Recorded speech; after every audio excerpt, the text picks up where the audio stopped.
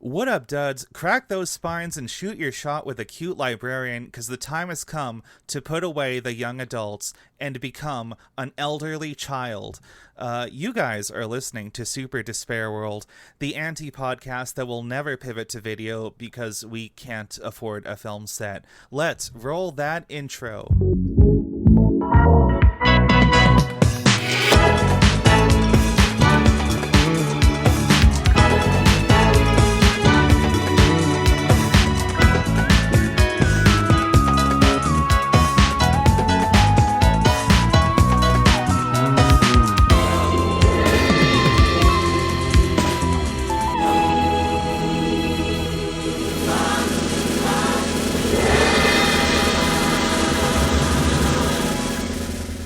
All right, and we are back. Welcome to the show. If you want to support this show, go to patreon.com/superdespairworld, and you can donate a sinister $6 to get access to our Discord and some bonus episodes, which are really good. Trust me, check them out. You won't be disappointed. We also have a merch store at merch.superdespairworld.com where you can get some stickers with the wonderful album art that has been gracing the covers of these, YouTube videos and things on the podcast apps and whatever. You've seen them before. You want them, go there and get them while supplies last. Don't dilly-dally now. And you know what? If supplies don't last, we'll just do a second run. We'll make more of it. I've stickers for days. Yeah, there you go. But we're not making more until you guys buy them all up. So get the fuck on that. Give them to your friends, your family. Your grandma probably even wants them. I think people's grandmas are the number one undertapped demo for our specific brand of merch. Yeah, I've seen the analytics. We got to get the elderly crowd up there. That's a big dollar. We gotta chase the elderly dollar. While I was preparing the intro for today, I was workshopping some different lines, and I was thinking of going with someone book talk me off the ledge, because this time I'm really gonna do it. But I thought that might be a little too suicidal, just like right out the jump. Yeah. I don't know. I like it. I don't think it's bad. It's kind of funny, but I don't know. It's fine. I wasn't crying like an hour ago. I feel great. Guys, welcome back to another big, bold, beautiful episode of the main show on YouTube, which you guys can listen to for free. Some big stuff has been going on lately, which we're not going to talk about too much. But happy Liberation Day to our American listeners. Do you feel liberated yet, Dave? What's Liberation Day? I think that was the name they gave to Trump enacting all the fucking tariffs or whatever, like right before the stocks just jumped off the ledge. Yeah, I mean, I guess they were liberated in 1929 when they jumped from tall buildings on Wall Street. Like, that's got to be pretty liberating, because it's just like, fuck it, I'm going to die, and also, They were in free fall for a second. That's got to be fun. The hitting the ground part, probably not that liberating, or maybe it is in a sense. I don't know. I haven't done it. Me when I'm free falling, this rules. Me when I hit the ground, what the fuck? This sucks. Yeah. The duality of man.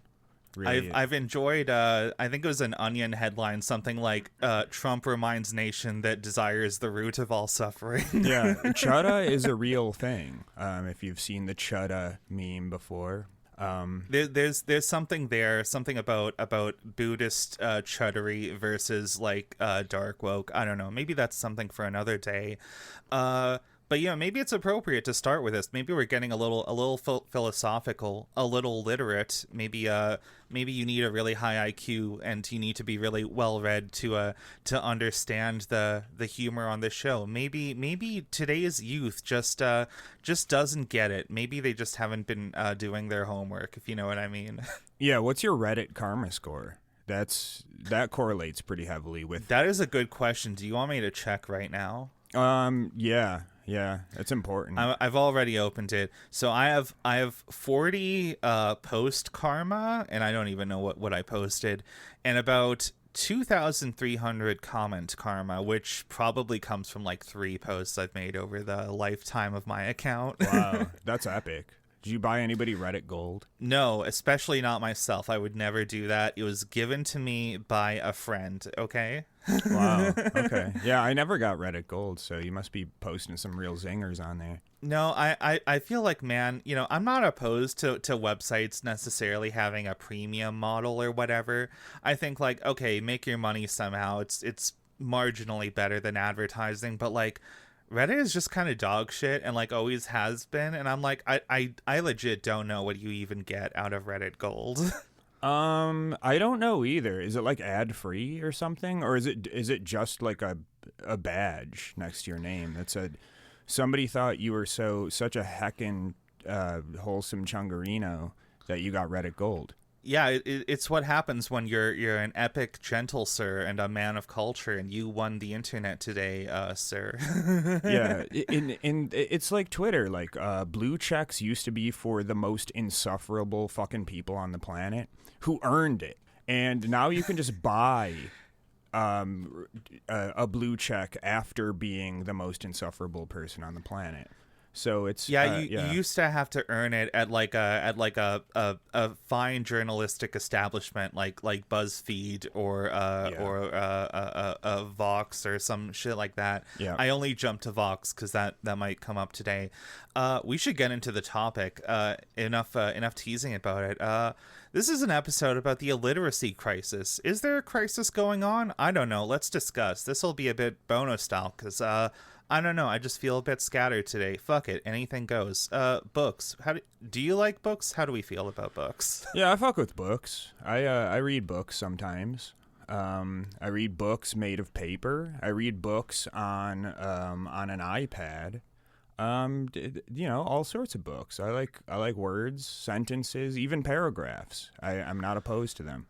I feel like I don't want to be like my own like toxic bad psychologist or whatever, therapist, something, but sometimes I have to feel like, I think I have ADHD, but sometimes I'm like, is that real, or am I just like a little wimp about it? Do I just like default to audiobooks because I have the attention span of a goldfish? I don't know what I'm personally responsible for. I feel like I should start reading more books again. I know back when I used to work long hours at a manual labor job, weed. It was weed. I just had many hours in the day under bright fucking lights to do my little tasks and listen to audiobooks. I remember it was a couple of years ago working that job where I listened to what's it called? A People's History of the United States or whatever. Yeah, it's yeah, a really good nonfiction book. Howard People Zinn. should check it out. They should teach that in schools instead of all this this either woke or anti-woke stuff, depending on what school you go to. Yeah, I think it was around that time I also started listening to, I think his other book, it was like A People's History of like Earth or the World or something like that. But I only got about halfway through it because that was like around the last season before I quit that job for good. But I don't know, I kind of miss it. I feel like as much as I don't really miss the long hours manual labor side of that job, it's kind of like I think I benefited a little bit from having just like a quiet time of the day, like a big chunk of my day even, where I don't really have any distractions. I can just lock in on a simple repetitive task for many hours and just do me some learning, just with an open mind that's ready to receive new things and that aren't fucking ads.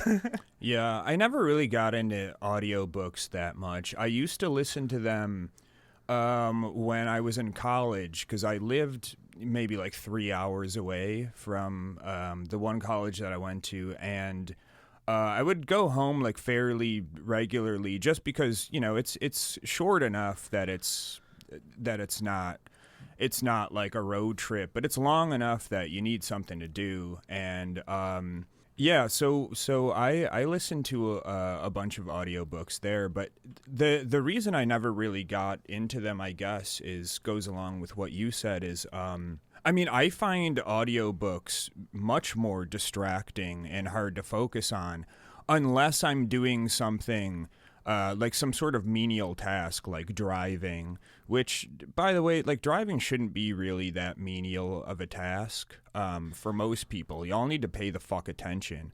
But I mean, if you're just listening to something, you can drive. But if you're doing something like, for example, like picking weed off of a plant and putting it in a dainty little basket over and over, that's a kind of task that lends itself to listening to things like audiobooks or even podcasts. And as we talked about before, most podcasts suck, but you can listen to one good podcast, which is this one. Wow, and you're listening to it right now. Good job. Yeah, shout out to the Super Despair Laborers Union, which is the strongest part of our audience. Yeah, I think there should be a conspiracy where we advocate for menial, repetitive tasks in jobs just so more people listen to this podcast and get invigorated mentally while they wear themselves out physically, doing the same thing over and over and over again. I get where you're coming from, but like considering the time we're recording this, I didn't mean to get too political, but I feel like the monkey's paw curls factory jobs return to America at last. yeah, we're seeing that, except we're not, because those jobs don't exist anymore in most places because of automation and robots. Let's fucking go. Well, you just don't understand the full 5D chess of the plan, which is, one, get everybody working back in the factories for like $5 an hour, but let them listen to podcasts, which will further enrich in the fucking like podcast aristocrat class of fucking assholes that just talk into a mic all day. Yeah, give them goodies. That's all they need. That's and treats. Yeah, that's part of the reason coffee became such a thing in Western culture and now all over the world, because people had shitty factory jobs where they just did bullshit over and over for like a couple pennies a day, and they lived in tenement buildings, but they got coffee, which keeps you going, keeps you stimmed up. And it probably takes the edge off as you see your coworker fall into a machine that just turns them into a nice pink paste, but or maybe it puts the edge on. I don't know. I'm already getting great ideas for some like brand new American propaganda cartoons, but kind of in that old like rubber hose, like fucking Popeye 1920s style. Oh, hell yeah. Of just like a good old boy American factory worker who just finishes his shift and then just like jumps out the window, gets caught, bounces gracefully off the American made suicide nets, goes straight to a Starbucks and listens to his good old pod slop for the night. And Johnny's finished at his job and he has a good American made suicide net, bounces him right back. Now he's going to have some Folgers coffee. Folgers for the times where you're about to kill yourself. And he's listening. It'll bounce you back even higher than the nets. A good old-fashioned podcast, and he's listening to the news. And now he's... Oh, shit, he died. Unlike those damn dirty China... I'm not going to finish this joke. Yeah. Anyway, we got to talk about the illiteracy crisis. Anyway, books. I think books are cool. I wish I listened to more of them. But I think, there's been this, like, thought on the American or maybe like worldwide internet. I don't know. A lot of people are saying this. A lot of people are saying that people these days are kind of illiterate, that nobody can read. And I thought maybe we do an episode kind of interrogating, is that true? Or are people freaking out over nothing? I don't know. Where do we want to begin with this? Everyone's saying this. It's true. I'm just hearing this for the first time. Actually, everyone's saying it. Everyone's illiterate. I started researching for the show just an hour ago, and people are saying they're illiterate. They can't read. They don't know words. I mean, illiteracy has always been an issue, but it was getting better, except for low income communities. But now that it's affecting the whites and the gated community suburbanites, now everybody's concerned about it. Yeah, I think, for most of my life, the perception I had of the word illiteracy is like a little kid, like a 3 or 4 year old child that just straight up cannot read at all. I remember I was like maybe like 5 years old or something. When I played the PS1 game Final Fantasy VII for the first time. And you know what? The game looks cool. A lot of fancy graphics for the time, but man, those fucking characters talk a lot. And I just like it 100% went over the head of 5-year-old me, who was just like not here to read a book on screen. But yeah, so I've thought of so for most of my life I've thought of illiteracy as like, okay, you straight up can't read at all. But I think, the way people talk about it now is like, you can identify like words, you can see the letters on the page and maybe read it aloud, which I guess counts as some reading ability, but it's more like, I don't know, I feel like people are just like not like getting it on a deeper level. Like people can see the letters and maybe read them aloud, but like they don't know what they're reading. They can't pick up on any subtlety. It's only just like the most like literal practical sense of like, okay, you can see the Starbucks sign and know like, oh, that's a Starbucks, but like you can't fucking comprehend a paragraph. Do you get where I'm going with this? Yeah, well, yeah, that's reading comprehension. And it's funny because I was just talking about this with my sister today, related to a completely separate topic. Yeah, so like one of the things that I noticed in my former life as an ESL teacher was that a lot of the curricula surrounding this is very focused on output. So they like output because, number one, it gives you activities to do in class. Fill in the blanks, write your ABCs, say a sentence, whatever. And like that's not it's not very useful when you're kind of just parroting stuff.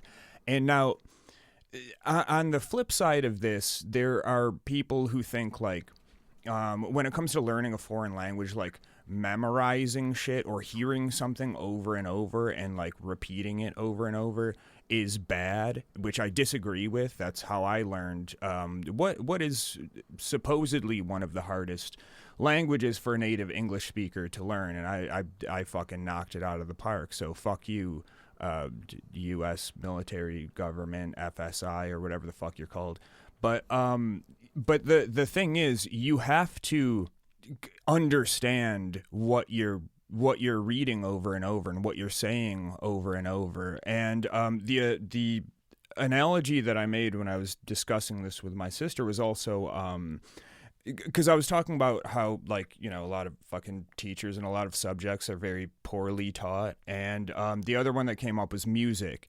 And I when I was in, middle school and high school and shit, music, like being good at music and in an ensemble or music class was really, what it really came down to was, number one, technical skill on your instrument, which is, that's cool, that's useful, that's whatever.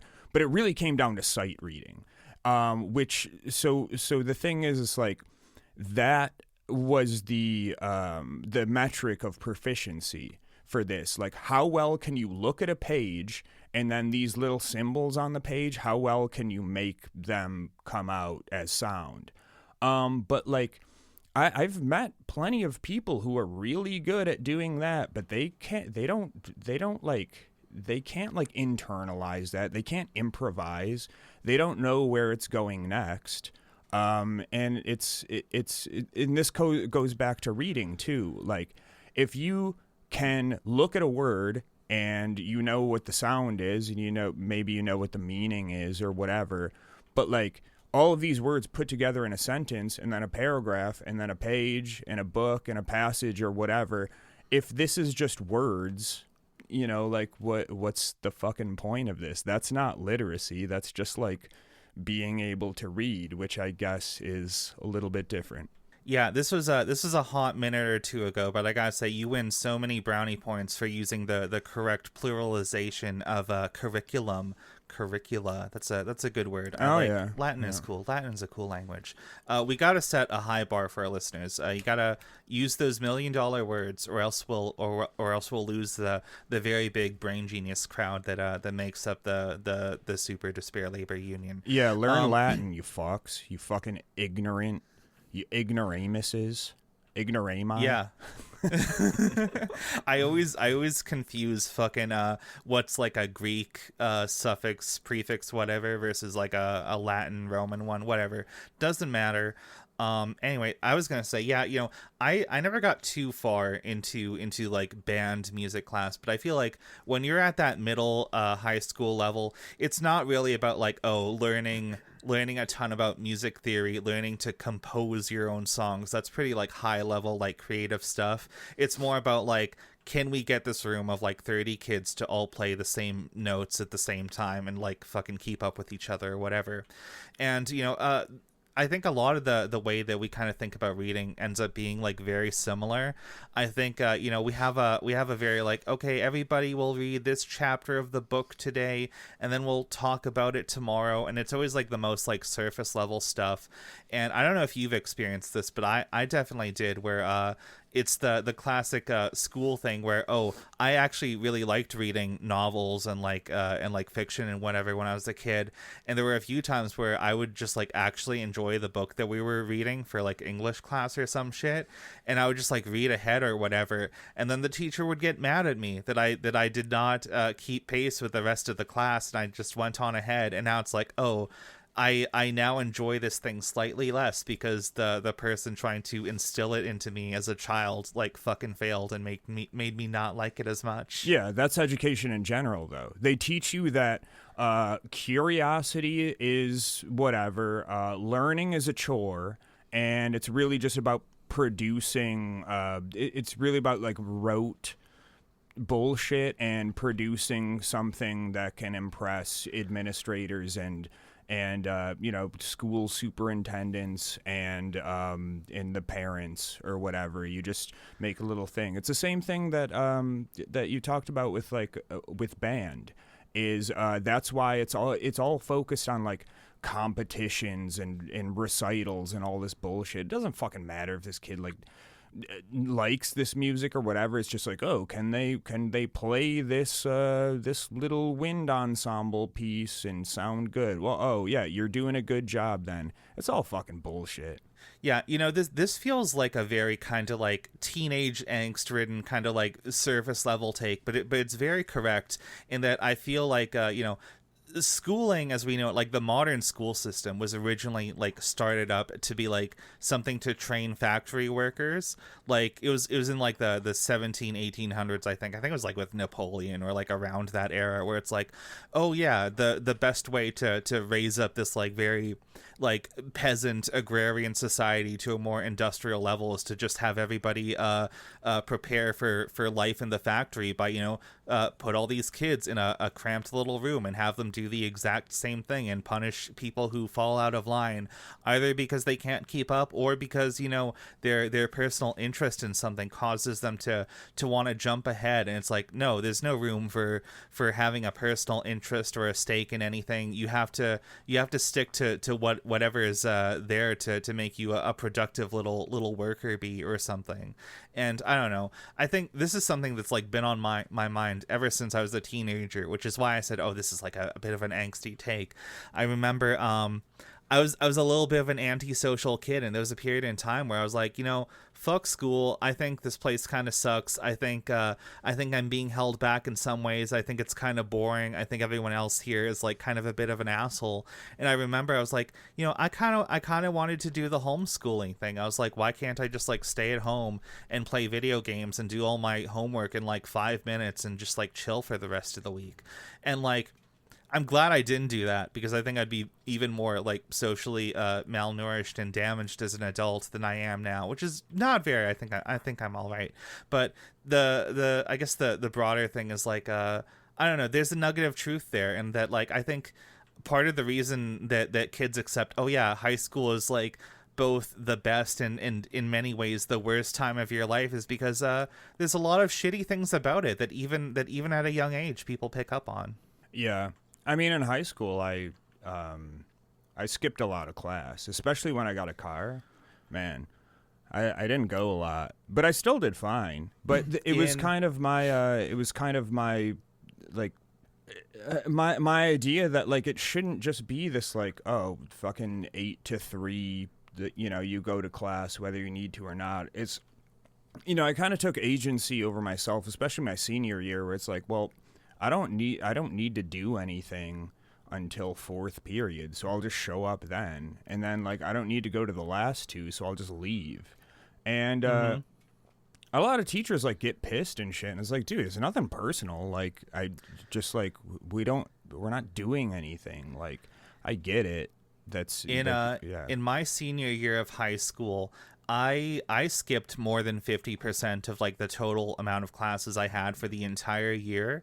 And I think about like halfway through the school year or whatever, I got this notice from the principal's office, or like it was one of my teachers. I don't remember exactly, but they were like, yo, Briar, if you miss any more class, we're going to fail you for the year and you're going to be expelled and you'll just have to come back next year or something. And like, maybe I should have listened to that, but I just ignored it and I kept skipping classes and they didn't do anything. I think legit whoever handed me that note just like forgot about it and it was not a big deal.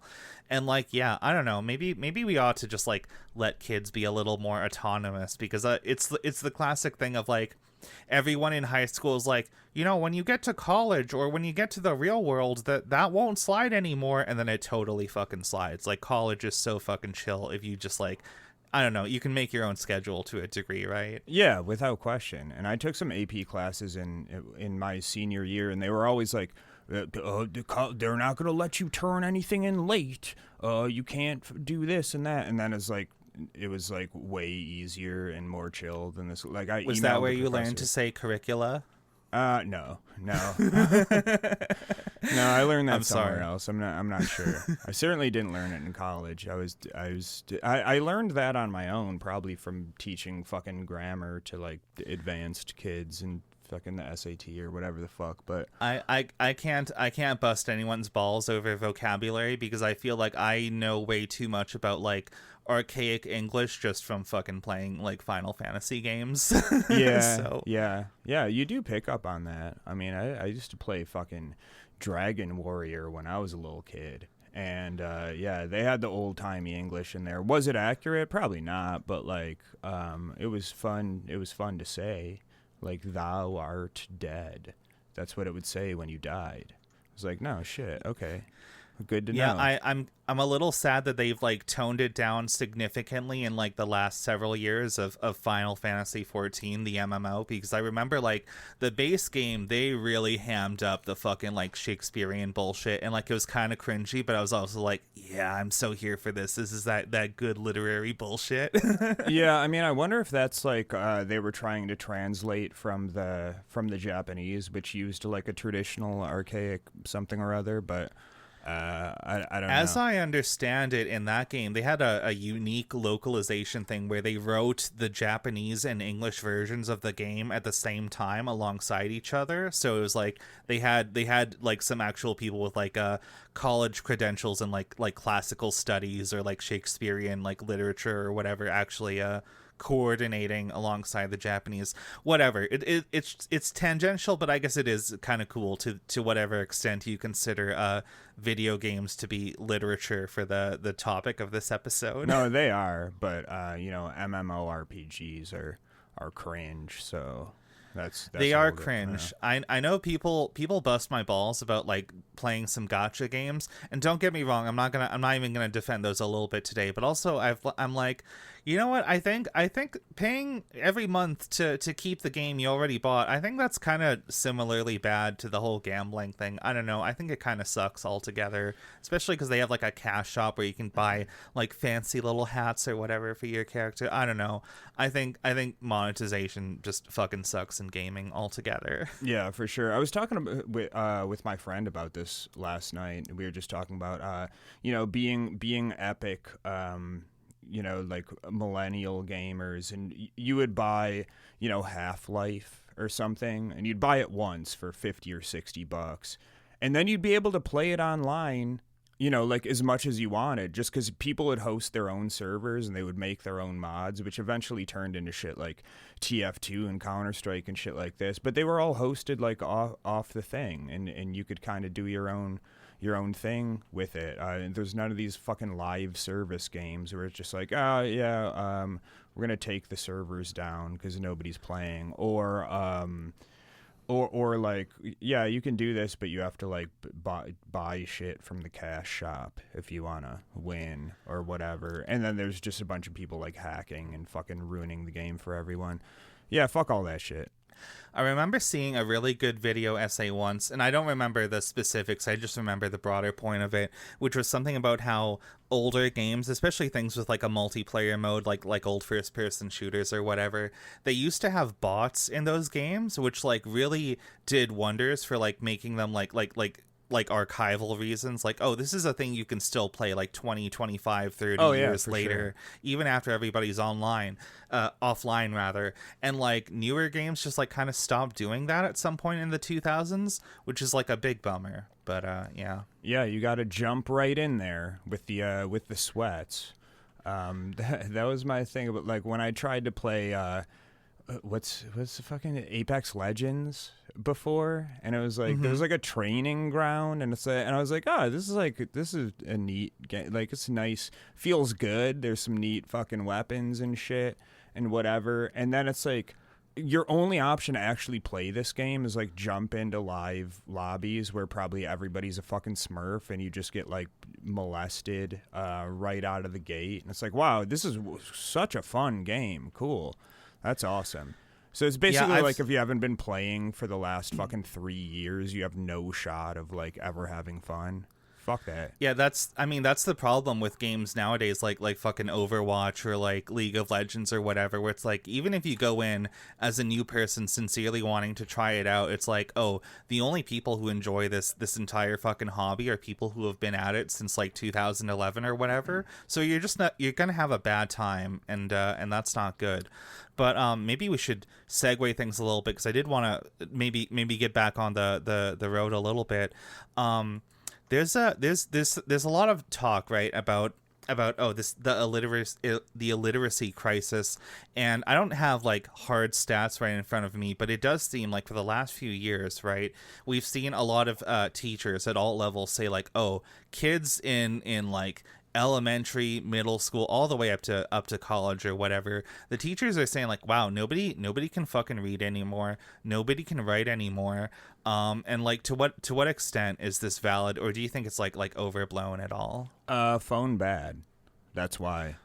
Phones are kind of bad. I mean, it's not like it's easy to come to that conclusion, and I'm sure it's a part of it. Yeah, the iPad kid crisis is a problem. Not to sound like it's true, but it's also like maybe a little too simple. I feel like maybe people are being a little bit reductive about that. Yeah, I mean, like, the problem is there's really nothing fundamentally wrong with like giving a kid an iPad or putting them in front of a computer, whatever the fuck. I know, like, when I grew up, I spent a lot of time in front of the fucking TV. I think really what it comes down to is like, what are you doing on there? And I mean, this has been going on for fucking ages, but it's been accelerating over time. Is just like the general wave of like anti-intellectualism, and we're seeing this a lot more now, especially with the kind of like the kind of Zoomer cultural thing of just like trying or caring about anything is cringe. So like just like, you know, fuck it, just a little dose of nihilism.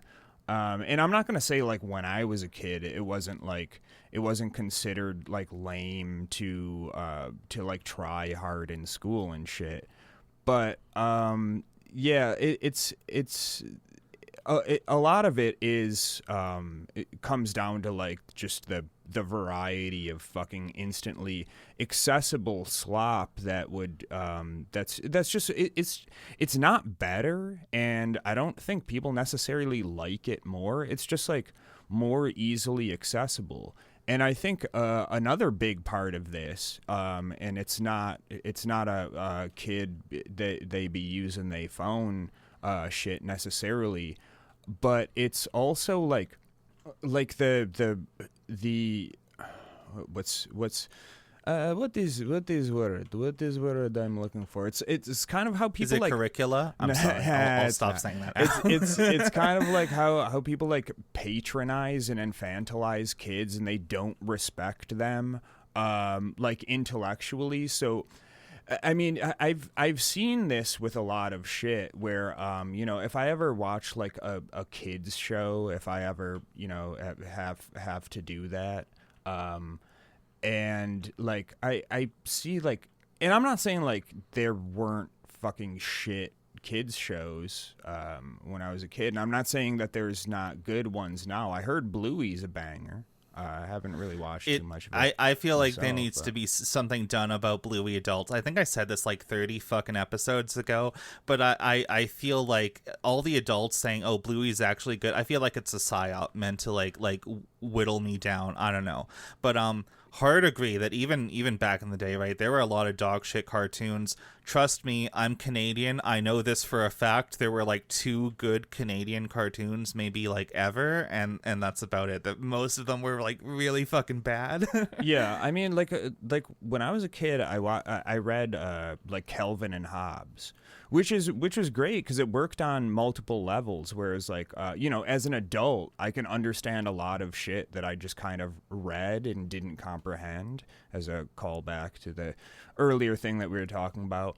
And you know, things that were more accessible to young me, and it works on multiple levels, and it's just a great thing. But like, I don't know, man, like a lot of the kids media, and admittedly I don't watch a lot of kids media because I'm not a Bluey adult. Like, fucking chill on that shit. I only watch respectable animation like that produced in Japan, which is totally for adults. Look, it's really you actually need a really high IQ to understand anime. yeah. I only watch shonen shit, which literally means young man, but I'm 46. I think it means little boy, but yeah, same difference. yeah, something like that. But yeah, I mean, I don't know. Like, so I can only assume that, you know, like literature meant for kids is, a lot of it is made by very out of touch adults, who are just like, kids are stupid, but they like bears, a funny picture and a doggy, and they make a bunch of shit that sucks. And then the kids watch it or read it or whatever, and they're like, this is fucking stupid.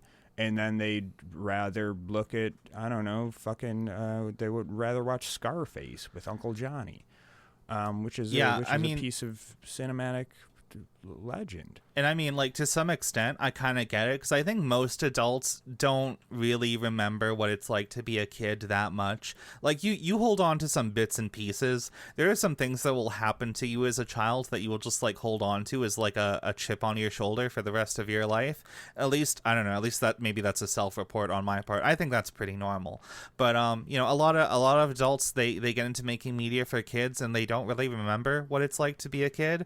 But, you know, they got the job anyway, and at the same time, you know, one of the things I remember about being a kid was like, in spite of knowing that I was a child, I was like, I don't want to watch things for children. If this seems like it's too childish, then I don't like it, even though I'm literally like the demographic it's made for.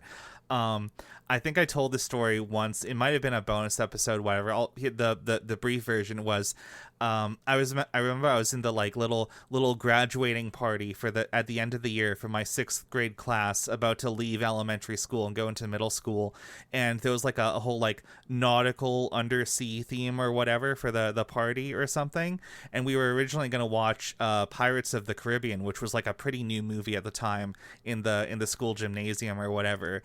But then like at the last minute, somebody's like really like religious parents or something complained that it was like too dark and violent or whatever, so they put on the SpongeBob movie instead. And I did not fuck with SpongeBob when I was like like 9 years old or 10 years old or whatever.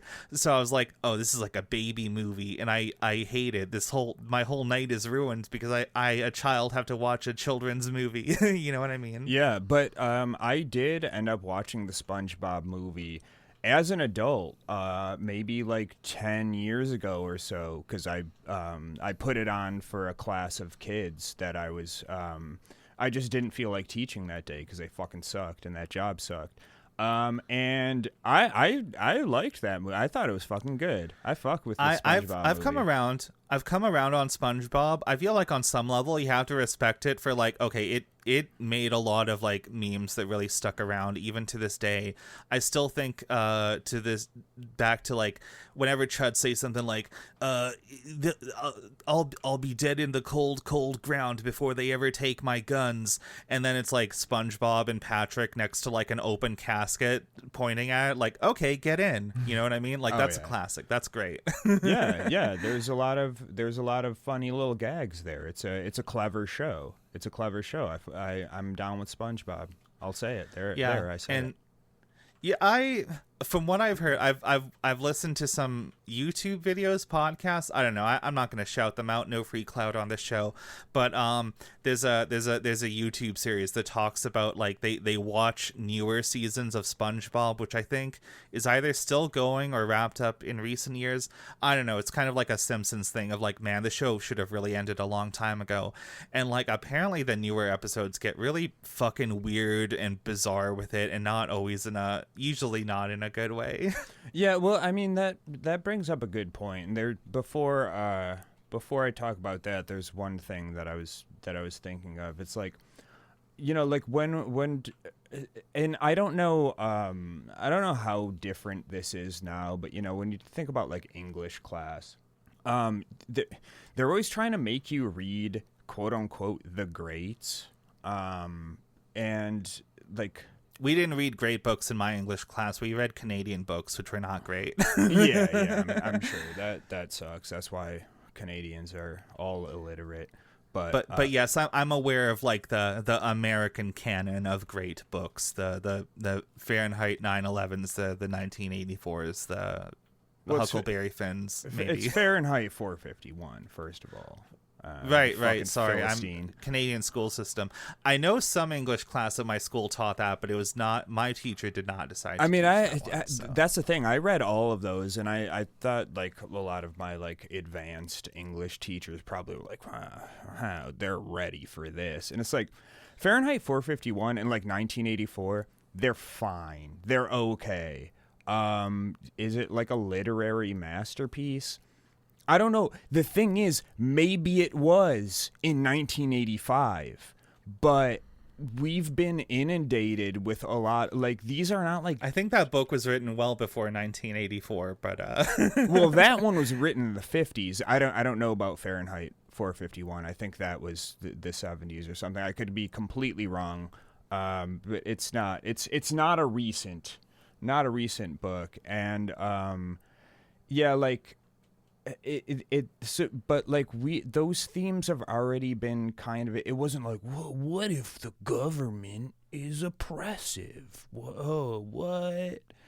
And the thing this is, says a lot about Biden's America. They're not even like that interestingly written. Like if you want somebody to see good if you want a kid to be exposed to good writing, have them read some fucking Vonnegut. Have them read some Hitchhiker's Guide to the Galaxy, some shit like that. Like that's the story is good, but it's really the writing that makes it really good. And it's like, hey, here's a fucking crazy idea. The medium of writing could be made better with writing, kind of like how like with a movie, the story is important, the script is important, but like if it's directed like shit and if the cast sucks, it's not gonna be good. So like that's the thing. But like I remember in like 12th grade, my senior year AP English, we were forced to read fucking Dostoevsky, what is Crime and Punishment? That book fucking sucks, dude. Fuck that story. Maybe it's the translation. I feel like Dostoevsky is one of the OG kind of incel-minded people a little bit. Or at least, I don't know. I know Jordan Peterson is really big on him, which I'm like, I've never read Dostoevsky, but I feel like, I don't know, it feels like a little bit of a red flag. It feels like, I don't know, maybe that says something about society. It's a boring story that's kind of whatever. And it's like, man, explores morality. Fuck it, whatever, dude. Fuck that. It's written, in such a way that it's insufferable to fucking read because he describes everything. And I have noticed this about, like, Russian writers, and I don't know if it's a translation thing or just kind of, like, their vibe or whatever, but, like, that's a type of thing where it's like you're exposed to this and it's like you have to read it. This is literature and nothing else is good. Like, that's just like, oh, reading fucking sucks. Cool, I'm not gonna read anymore. And I really wonder how many people come out of the school system just like, fuck reading. Reading sucks. And maybe they're instilling this in kids even earlier. Maybe teachers have less leeway to expose kids to books that they actually think are good.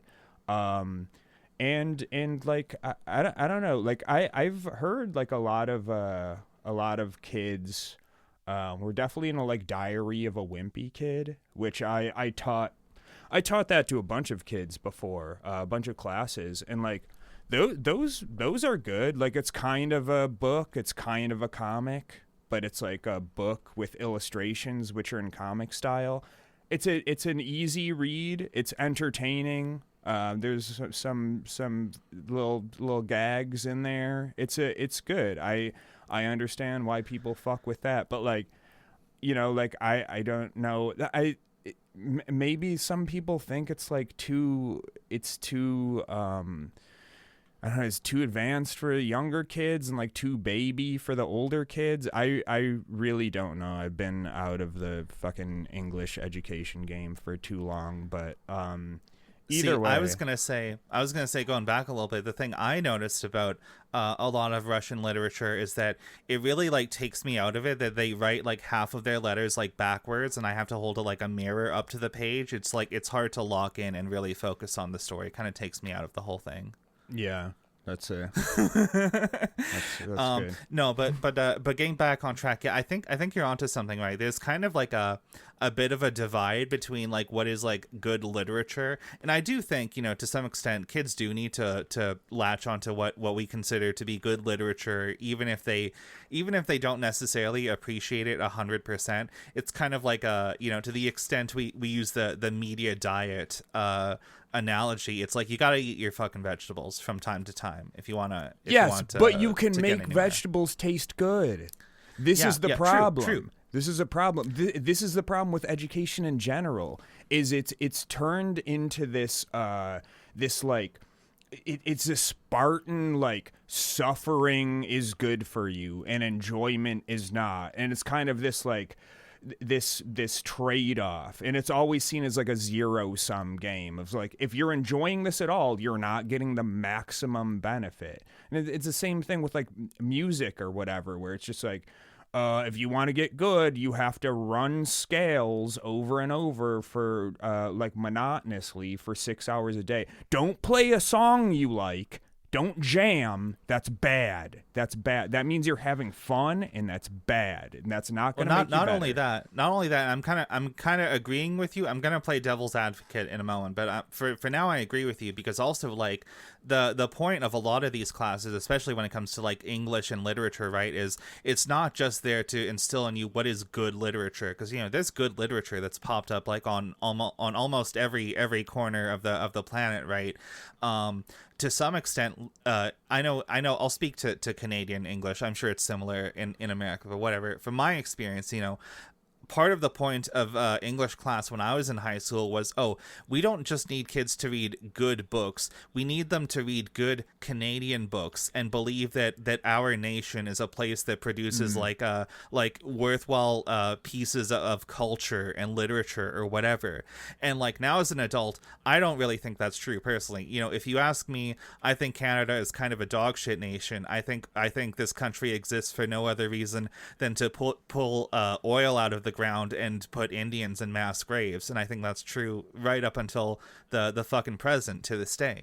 And I know, you know, similar thing in America, right? There's a lot of like, oh, this isn't just good literature. It's like, oh, this is there because we want you to believe things about society and the world and the state and like what makes a man, you know, to some extent. Yeah, I mean that's more history class and other things.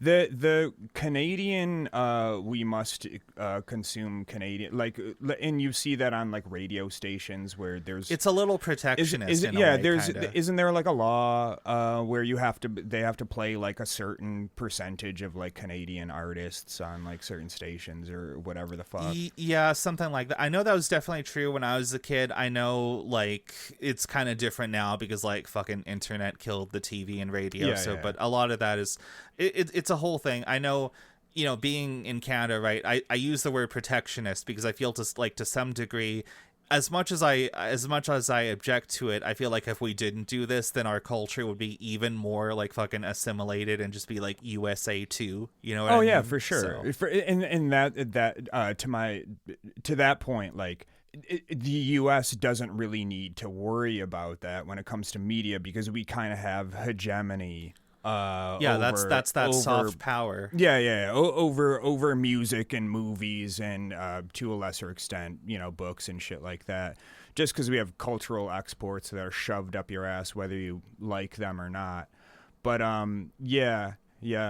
that's a thing. There was a good Bono episode we did. I think it was called "From Russia with Lard," where we were talking about Steven Seagal and just like the cultural exports. Check it out. $6 a month. It's worth your time.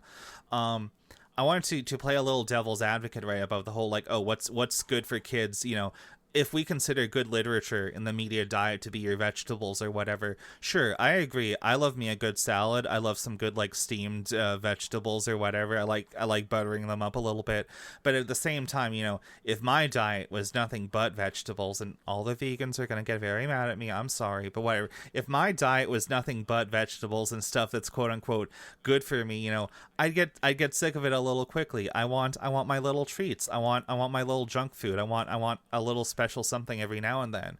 And I feel like you know, that's kind of I feel like there's a whole industry, right, of what we consider like young adult fiction and literature, and it kind of feels like the school system has not really caught up to it, or sometimes it tries to like catch up to it in a way that I don't think is necessarily helpful. A good example of this, I was in high school like right around the start of the 2010s, and I remember when I was in high school at the time, the big books that everybody was like obsessed about that were like big and viral on the internet, it was the Twilight series, it was the Hunger Games, it was a couple other ones which did not catch on as much. I think there was like some book series about like, it was like a post-apocalyptic YA thing with these big cities on wheels or whatever. I don't remember, something like that. Mortal Engines, maybe, I don't know. That one did not really get as big, but I remember, you know, that was like young adult fiction back then, which on its surface is like, oh, it's good. The kids are reading for pleasure again. You know, as we've seen, it seems like a lot of the illiteracy crisis is not just, oh, phones bad, but they are kind of bad. It's like, oh, people aren't reading for fun anymore because they have all these other little treats and distractions. But you know, the thing about young adult fiction, right, is that yeah, it does get people reading for fun, but it's also like, oh, this is lucrative. There's like a market behind this. It's going to be like an industry like Hollywood or video games with hyped releases and like celebrity authors and creators and whatever. And I don't think that's really good because, like, you know, we talked one of the earliest episodes about fucking like Disney adults and like Harry Potter millennials and all this shit. It's like, okay, maybe it was good that it got you to read a lot as a teenager, but like so many people just like start reading at that level and just like never fucking move beyond it because it's comfortable and cheap and filling, just like fucking junk food. The fucking analogy is right there. No, that's true. That is true. And that's kind of what I was wondering, is just like, is teaching the kids the greats, which they were teaching me in high school fucking 20 fucking years ago, like, are they, is that, are we just moving so far away from that now where it's just like even less relevant? I mean, it sucked then, but it probably sucks even more now. And it kind of goes back to the thing that I was thinking about with like themes of just like, yeah, I'm sure the theme of 1984 was very groundbreaking in the fucking 1950s, like post-war. Like, what if the government isn't like helpful, and what if they did something bad? But now, like, it's like the book tried to warn us about the Fauci crats. I'm sorry, I couldn't resist. Yeah, but it's like now, like, we've been exposed to so much media that's like, oh, the government, post-apocalypse, oppression, authoritarianism, bad. And it's like, what?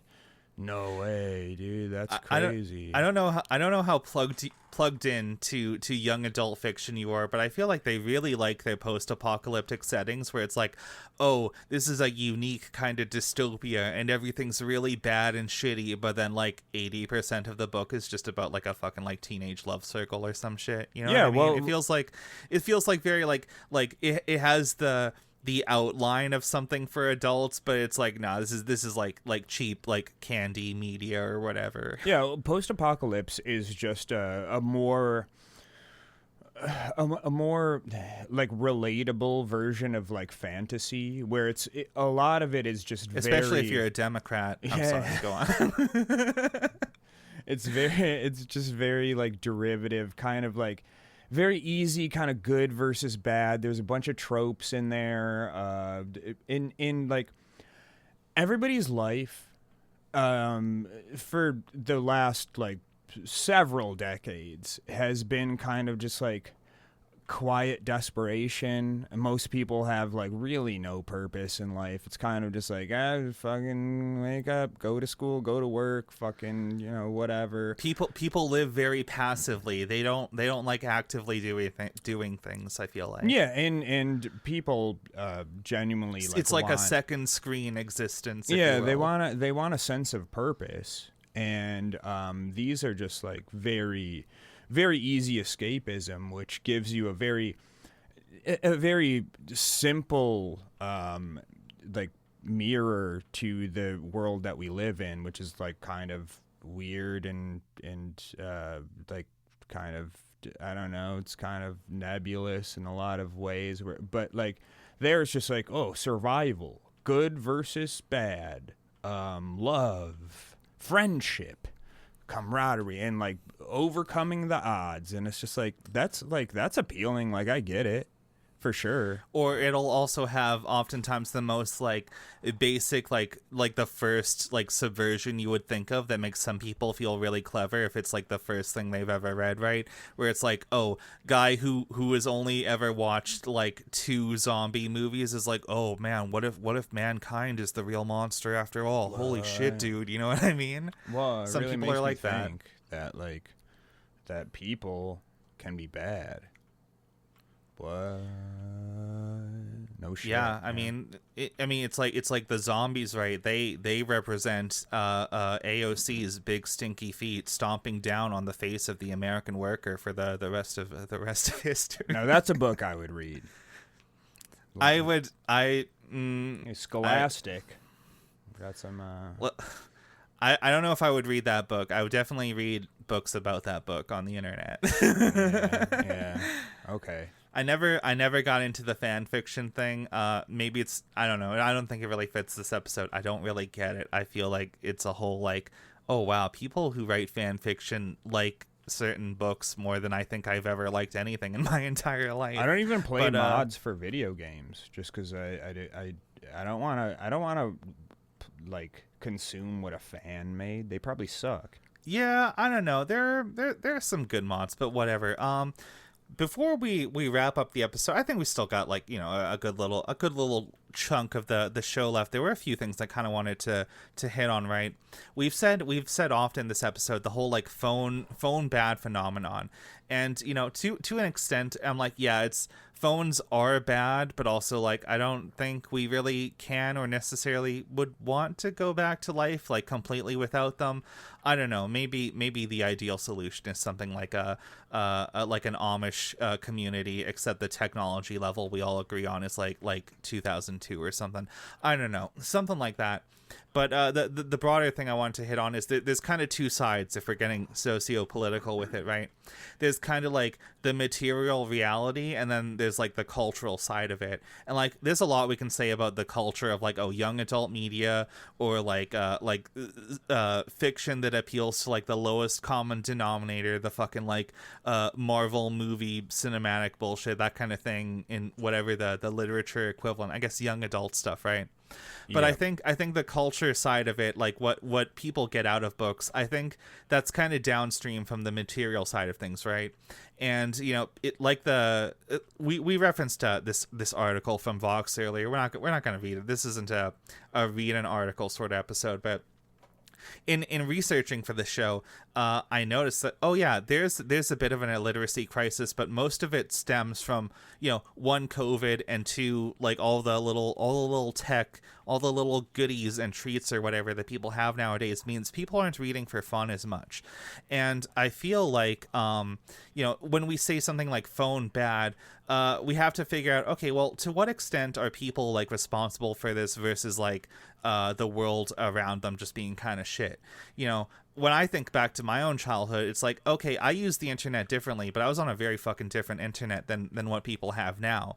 So like, yeah, I think the whole like iPad kids phenomenon is not a good thing either, right? But I know for a fact, if I had a fucking iPad and TikTok and YouTube existed back in like 1998, I know I wouldn't be any fucking better. I can't judge people for like just consuming the things that they don't know better about when they're little kids, and that's like the world that we all exist in now. But I don't know, maybe we can dissect to what degree it's like a systemic thing versus like what should people actually fucking do about it. Well, like if you have pets, do you just give your pet unlimited food and treats all day? And the thing is, I don't, but I know I've known some people over my life who they own a cat and they're like, oh, I'm going to feed my cat so it gets big and fat. Look at this fat cat. Isn't that really cute? And every time, even when I was young, I was like, I don't know, dog, that animal looks kind of unhealthy. I feel like this is not a good thing to do. Yeah, you're a piece of shit. Fucking fuck you if you do that. For real. But like to that analogy, like my at my mom's house, there's a dog and a cat. If you put unlimited food in front of this dog, she'd probably just eat it like nonstop. But the cat can just have a bowl of food at all times, and he'll eat a little bit here and there, and then he fucks off and does something else. And people are different in that way. However, we need to be cognizant of the tendencies of, you or your the people under your care to overconsume bullshit. And like, I mean, I don't have a problem scrolling social media. But I know some people do, and it's not a judgment call. We all have different issues with other things, but it's just like, maybe just kind of like, think about what you're doing, like, or think about what, your kids are doing or whatever, and just say like, yeah, like, just like yelling at a kid and hiding the iPad, that's just gonna make him want it more. Like, I don't know, like we need to cultivate, I think, just more of a culture of not like. And the problem with this shit too is like, then you get this like opposite reaction, and I've seen this with a lot of like weird like YouTubers and shit, where they're just like, oh, dopamine detox, I'm gonna throw my phone in a lake and just like meditate all day and only read books. And it's like, dude, like, you can fucking chill out on that. Like, I don't know, maybe you need to do that. I don't really know, but like, Yeah, I don't know if we spend too much time glazing House of Decline on the show, but I think back to this comic she did a while ago about like a gooner and a nofap guy are like fighting each other, and then they're like blinded by the brilliance of this like glowing angel that says like masturbate a regular amount, and I'm like, yeah, maybe that's how we should handle the dopamine thing. Go on the internet a normal amount. Yeah, and yeah, that's kind of the thing. It's just like, I don't like, this is probably a very problematic viewpoint, but my whole thing is hit us. Yeah, if you're like an alcoholic, and like sure you're better off just like not even being in the same room as alcohol, not even fucking smelling it, not like whatever. If you have to do that to not be wrapping your car around the tree or destroying every relationship in your life, and that's what needs to be done, that's fine. That's cool. That's better than the alternative. But I don't think that's like true getting over that. I don't think that's true healing. What, like, the ideal should be able to be to have 2 beers and just say, yeah, that's enough. I'm gonna call it. And then, go home and, like, not be hungover and punch a hole in your wall or like, get a DWI. That's the ideal. But that's probably much harder to do than the complete abstinence. And obviously that is harder to do than just doing whatever the fuck you want all the time. Yeah, that's kind of... I get where you're coming from, and like I kind of agree, right? Like the ideal would be to just be able to like enjoy anything in moderation, like get over it. But I know I feel like I'm about to get a little Joe Rogan-y with me referencing like a vaguely remembered factoid I got from studying psychology in college. But, when we say something is like, oh, it's like a mental thing, it's just in your head or whatever, it's easy to forget that, like, okay, that's true, but like the brain is also like a physical organ, right? And when you go through like a traumatic experience, or when you develop a habit or whatever, it does actually like create little physical pathways that like neurons jump around in your fucking brain.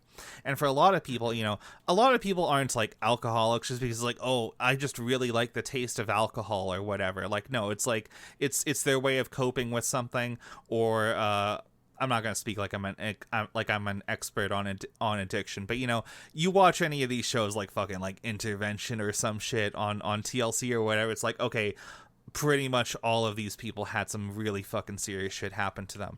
So to that extent, right, I think I don't blame some people for deciding, oh, abstinence is just like the better thing for me because, I've been through all this shit and my brain is literally like physically hardwired in such a way that I might never be able to like recover from that completely and get back to a normal level. That's always going to be like the brain I'm working with. So for them, it's like, okay, I get it. If you want to like abstain completely, that's totally fine. Good for you. Again, I'm not going to get too big into gacha games. I play a couple of them, but at the same time, I'm like, okay, I can put like $5-10 into a gacha game and play it for 2 months and then give up on it for a year or something, and I'm good. I got my fill. I don't think it's functionally that much different for me specifically than just going onto Steam and buying whatever like the fucking little indie game that Northern Line was playing this week. Whatever, not a big deal. But I know a lot of people, they have a more like addictive personality, right? They can't like moderate to that same level, either because like some shit happened to them, or maybe they're just like born like wired a little bit differently, which is why even if there's like a fucking gacha game that I really liked for some reason, I don't advertise that shit. I don't push it on my friends. I don't hang out with my stoner buddies and tell them, hey guys, you should really check out Heroin. I had a great time on Heroin last night. I go to like the 1 or 2 other little gacha gooners in my friend group, and I'm like, oh man, this anime girl was so cool in this cutscene or whatever. And I get really autistic about it. But like that's the thing, everybody has their own tolerance for this stuff. What the fuck did this have to do with books again? Yeah, but a lot of people have a tendency to express like destructive behaviors in a different way. Sure, because your brain is hardwired for a certain way, but like neuroplasticity is a thing. Like you can change that hardwiring number one, and and that's called going to therapy. I mean, there's other ways too, but well, still. yes, and that's kind of the thing is like we're all looking for the easiest solution to this shit, which from an outside perspective, it's just easier for you to deal with a gambling addict or an alcoholic or a fucking pillhead by just saying don't do pills, but you're not treating the underlying problem. And the problem with that is like, okay, like, and people are, you're against somebody not doing drugs.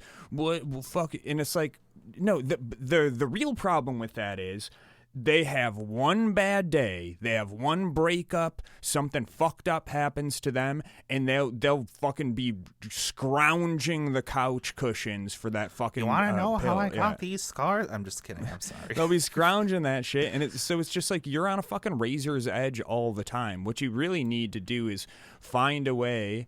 And by, I'm not saying you need to do this, but like the support system that people have in place, and really that's kind of where I'm all going with this, is there needs to be structures in place that kind of just guide people towards more more productive and happier and just nicer, like, just states of being. But as a society, we're not really into that. It's just kind of like, this is disruptive. Let's deal with it in the easiest way possible. Just don't do that. You're on your phone too much. Take the phone away. Boom. There you go. Right. Read a book. And it's just like, but like, if you don't want to read a book, if you don't want to learn, if you don't want to get better, you're not going to do it. And then you're just going through the motions, and learning doesn't really happen like that. Just getting better doesn't happen like that. Then you're just, it's just fake. Yeah. Okay. Now I'm back on track. I remember I have the perfect way to wrap this back into what we were talking about. So phone's bad, and that's why people don't read books as much. And talking about like addiction, right? I think, when we think about addiction, some things are easier. Relatively, everyone's situation is unique, but broadly speaking, some things are like more abundant in the world and harder to just do the whole abstinence thing right. So example of this, let's say that you're like a middle class white kid or something, and you have like a heroin problem or whatever. If you live in like the suburbs or whatever, you can quit doing heroin, and like, unless you like really deliberately seek it out, it's easy to just like go the rest of your life without being exposed to heroin. Whereas like, if you live in like a poor, more impoverished community where there's a lot of like gang activity and shit going on, okay, you're going to be around drugs more often. That temptation is going to be there all the time. When we talk about people with like an eating disorder or something, like let's say you struggle with like binge eating or like purging or like anorexia, I guess that's like all the big ones, right? If you have an eating disorder, that's a lot harder because you don't really have the choice to abstain from that. Everybody needs food to fucking live, or else you'll fucking die, right? So that's a case where like, okay, you need to find some way to moderate and have a more healthy relationship with food, because like food is everywhere. It's universal. All of us eat food. We need to eat food. That's just part of fucking being alive. And when it comes to like the phone bad thing, like, yeah, I think we advocate on the show all the time, like, hey, get the fuck off of Twitter, stop doom scrolling, go outside, smell the fucking roses, stand on your patio, maybe stare forlornly out into the woods and think about, how hard it is to find a fucking job right now. Whatever, do what you need to do. Those are all things that are like, maybe it's hard, but it's within your control, right? But as far as the phone bad thing is concerned, and I do think phones are bad, I also think, phones are kind of here to stay. We kind of have to find a way to navigate around this and have like a healthy relationship with things that isn't just like, well, just log off the internet. Cyberbullying isn't real. Just turn off the screen, bro. Whatever. It's like, okay, unless you want to go live in the woods like in a fucking like Amish or Mennonite community or whatever, all of us are surrounded by tech.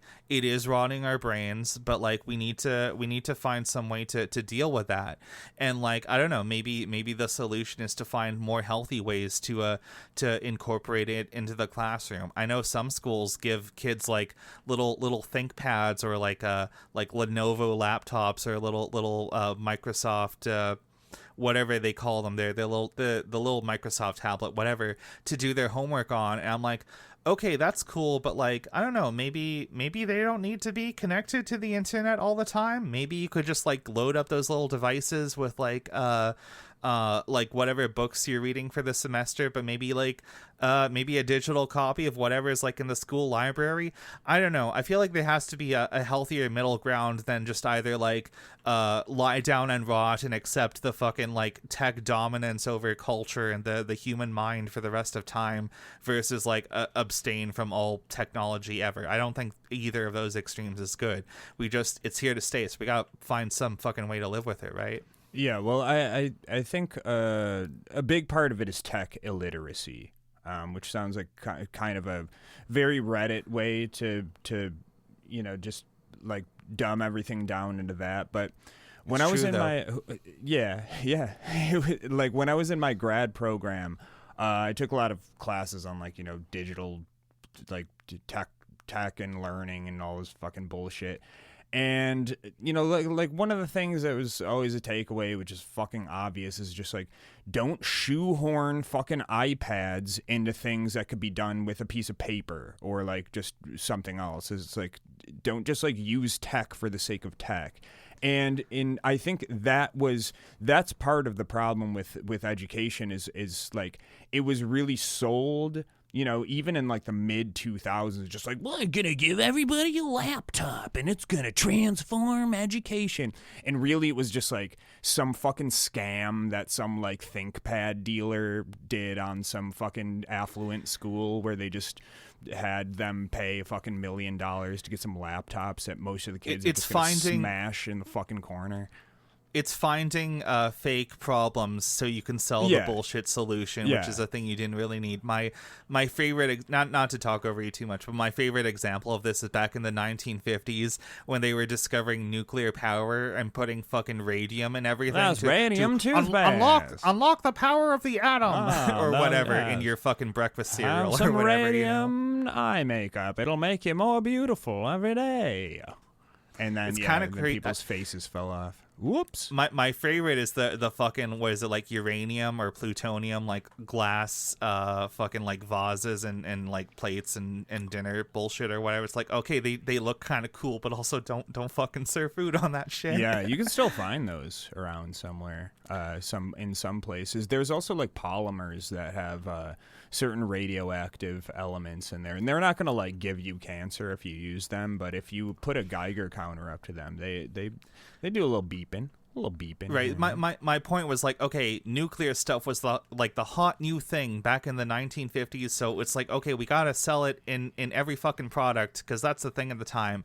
And like, that's the case with like a lot of big tech bullshit nowadays. Like, this isn't really the solution to our problems, but we gotta treat it as though it is, or else like maybe this product doesn't need to exist. Oh, for sure. Maybe fucking nobody needs an iPhone 16 or whatever. And then on the opposite side of that, there would be these fucking like 25-year-olds in my class who would just be like, I don't think they should ever. We need to stop having computers in the classroom. It's too distracting for them. We have to not use a computer. It's like, shut the fuck up. You're more wrong than the people who like an iPad in every kid's hand. You're an idiot. Like there are really good uses for this shit that can't be like replicated on with a fucking piece of construction paper, the teacher like drawing something on the blackboard. Like there are interactive elements to this, like instant feedback. There's all these things that are like proven to be good for learning, and they can be used well. It's just like it's a whole thing. It's just like the problem is, and this is why people are fucking grifting and then bitching about the grift, is there's, number one, a very fucking severe lack of tech literacy with anything, and just like no mindfulness of this. And it's just like some people like, let's use this, and then some people like, no, I don't like it because I don't understand it. And fuck both those people. You suck, and you're the reason everything sucks now because you're dumb. I have a cool example, maybe to put things a little more positive in the last few minutes. A cool example of this in education is I don't know to what extent it ever got like big in classrooms, but are you aware of the existence of the educational mode in some of the Assassin's Creed games? No. I've never heard of this. So I know it was a thing in some of the earlier ones, right? In the ones set in like Renaissance Italy or whatever. The thing about the Assassin's Creed games, and I do think for the most part it's like yearly fucking AAA slop, whatever. Not great, but the thing is the art direction teams and whatever for those games actually do like really put in the historical research to get like the building and architecture and like fashion styles and whatever at the time accurate. And I know I think it was like Assassin's Creed 2 or one of its sequels, whatever, maybe the one in Rome, there's an educational mode where it takes away all the weapons. You can just like walk around and explore the world and like there's no fighting, anything like that, and you can just approach like a historical landmark in like Florence or like Venice or some shit, and you can approach it and like go up to there and it'll like narrate a little block of text like, oh, here's some interesting historical facts about this building that you can literally climb up the side of and explore at any angle you want. And I'm like, that's fucking cool. I think that's awesome. For sure. Yeah, that's the thing, man. We have all this technology that could like be really really helpful for people. And I mean, you could extrapolate this like past education for kids and whatever. It's like we have all these things where it's like, you know, you can go on YouTube, you can fucking learn anything. Like, that's dope. The problem is most people go on there and they just watch fucking Mr. Beast or like the drama situation with Asmongold is insane, and it's just like the rise and the rise and fall of shit ass 4279. And again, whatever. as we reiterate multiple times on the show, both of us consume slop.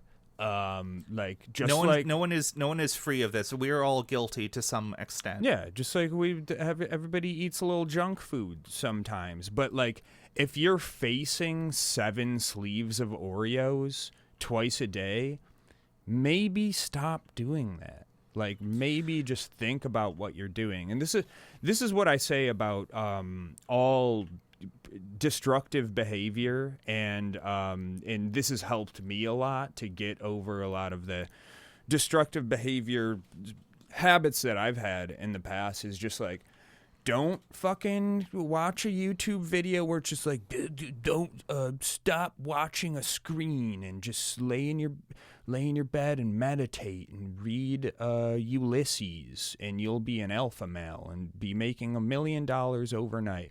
That's all bullshit. The first step is just watch yourself. Just be cognizant of like what you're doing. And if you really put an effort towards that and nothing else, you will magically start to like stop doing shit that you don't actually want to do. And that's really what this shit comes down to at the end of the day, is like a lot of people with this shit don't really want to do it. They just like don't think about it, because we're all on fucking autopilot so much of the day.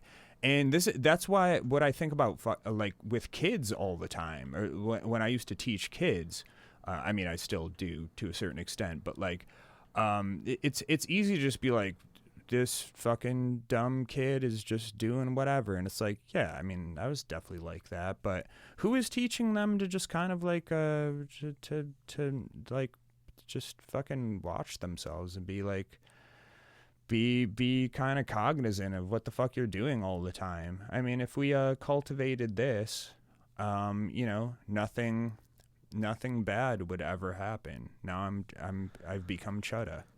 Yeah, I like the Oreos analogy you use here, and maybe this I think this will tie into my final thought on the matter, and then we can wrap up the show, which is when it comes to Oreos, right? Like, realistically speaking, you and I have no power to affect or no power to directly affect what food is on the store shelves, right? Like, I have no say in like okay, the Oreos are going to be in the fucking junk food aisle no matter what.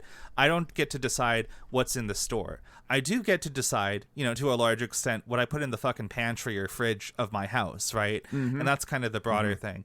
I think, when we look at a lot of the critique of this, and I think this is my bigger problem with people saying, oh, the problem is capitalism all along, and then just kind of like ending the thought there. Yep. Because I'm like, okay, capitalism is the problem, but if we just like end the thought there, then the conclusion I draw from that for a lot of issues is like, well, we're stuck with capitalism. That's the system we live in now. So either you're going to plan the rest of your life around like fundamentally overthrowing the global economic order and living to see the end result, and it's like, okay, I guess nothing can improve or get better until we do that.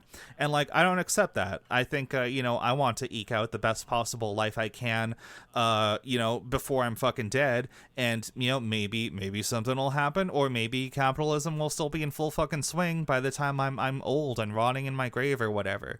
So it's like, okay, maybe we can do something now. Maybe we do have to accept some personal responsibility and carve out whatever autonomy and fucking like just make some fucking decisions for ourselves in whatever limited capacities we can. Like I said, I don't get to decide what's on the store shelves. I do get to decide what I bring home and put on my shelves, and that's kind of the thing.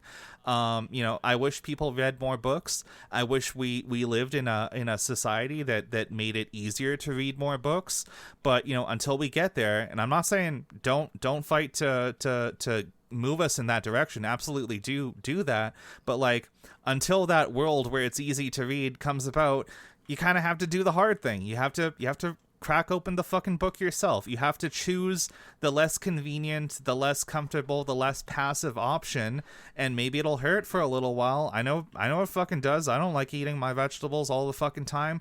You got to do it. That's the only way to make the best of the world as it is now, while trying to do everything you can to make it better in the future. Yeah, grow up and stop being a fucking doomer. Take a little agency over yourself and the world around you, and we'd all be better off. This goes for everyone, myself included. So that's really what it comes down to. Stop bitching about it. It's the same thing of people like, oh, I hate drugs because they destroy our community. Why are people doing drugs? Why are they doing drugs? Why are they doing drugs all the time to the point where it becomes problematic? Do they have anything else to do? Maybe you should think about that. You fucking idiot. Yeah, it's so easy for people to accept that, the society around them affects their personal life.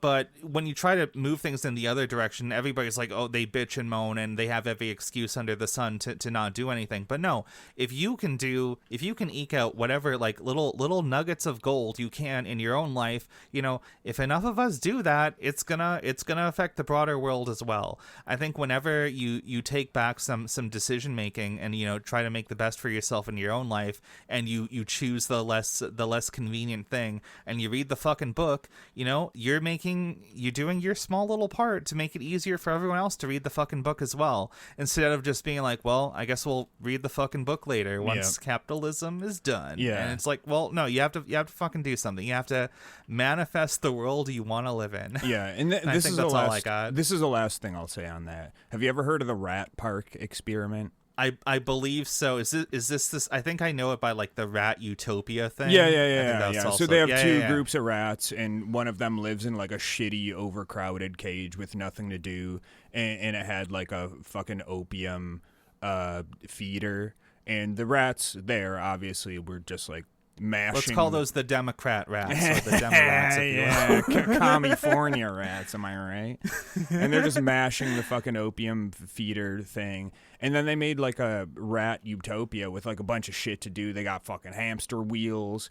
They got games. They got they got their little treats. They got their toys. Yeah. They got their rat burlesque Disneyland shows. in Yeah, they got Disneyland. They got goodies. They got Amazon Prime 2-day shipping. They got everything. They got Super Despair World playing 24/7, including the bonus episodes. They got the give up machine. The give up machine that jerks you off while eating your like quadruple stuffed Oreos. Yes, exactly. So they have all that shit, and those rats, you know, they would they'd supposedly, you know, kind of just hit the thing, the machine once in a while, and some of them would like have a little bit, and they'd kind of like do that, and then they'd kind of just go play, and that's you know, that's fucking life, baby. What do you if you're hitting the opium dispenser the whole time? Maybe make a little fucking hamster wheel for yourself. Maybe make a little game. Maybe you make your cage a little bit bigger. And I'm not talking about like buying a bigger house. So don't. I'm broke. Like, nah, dude. You could make a figurative hamster wheel for yourself with something that makes you happy, which is affordable. Like donating a sinister $6 to the Patreon at superdespairworld.com patreon.com/superdespairworld, and you can listen to bonus episodes, and they'll make you happy, and you could do that while doing push-ups and abstaining from drugs, alcohol, and your phone.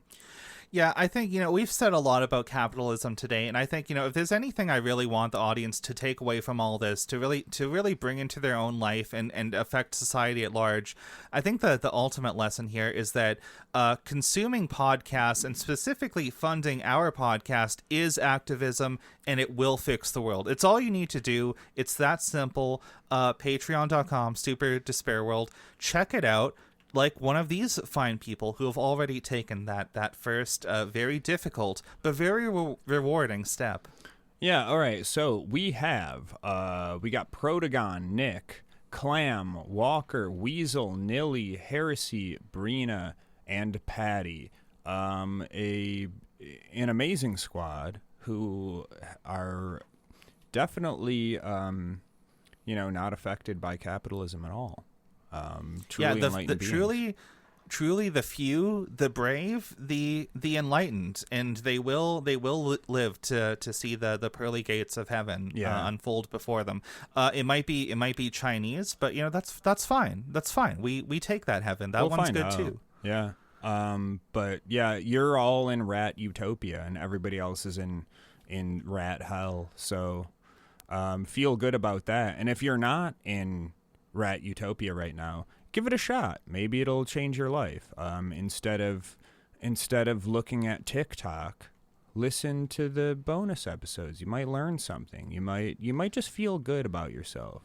God damn it. The real rat utopia was the pods we casted along the way. Good night, everybody. See you next week. Fuck yeah. Good fight. Good night.